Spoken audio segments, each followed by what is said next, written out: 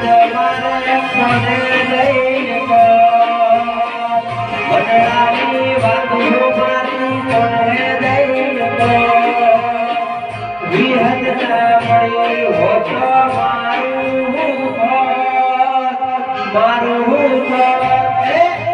મંડળાની વાત